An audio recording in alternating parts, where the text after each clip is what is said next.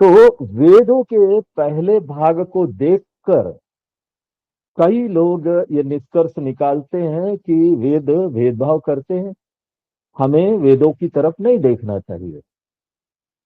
और कई लोग ये भी बताते हैं कि जो भगवान बुद्ध थे, उन्होंने वेदों के इसी भाग को देखकर वेदों को छोड़ दिया और एक नए धर्म की स्थापना की। लेकिन हम यहाँ ये बताना चाहेंगे कि भगवान बुद्ध ने वेदों को छोड़ा नहीं, उन्होंने तो इसको जिया और वेदों के दूसरे भाग का प्रचार प्रसार किया, वेदांत के भाग का।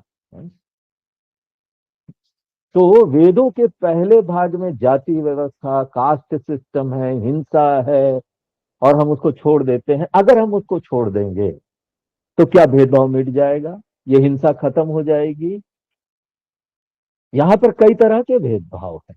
जाति व्यवस्था छोड़ दे, कास्ट सिस्टम, तो काले गोरे का भेदभाव है, गरीब अमीर का भेदभाव है, स्त्री पुरुष का भेदभाव है।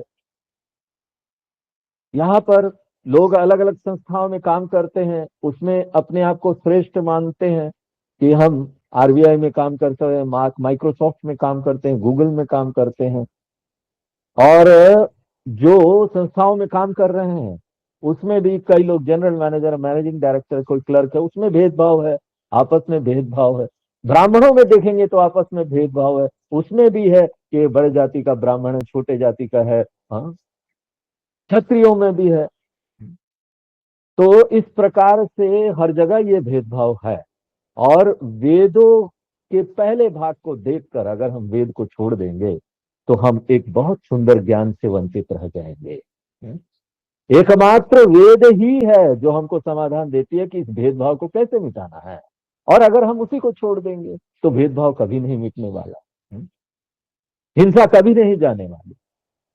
वेदों के अंतिम भाग में आकर वेद समाधान बताते हैं कि जो भेदभाव देखता है वो मृत्यु से मृत्यु को प्राप्त होता है। भेदभाव देखना ही नहीं, क्योंकि यहाँ नानात्व है ही नहीं, भेदभाव है ही नहीं, सब एक आत्मा, वही सच्चिदानंद स्वरूप आत्मा है।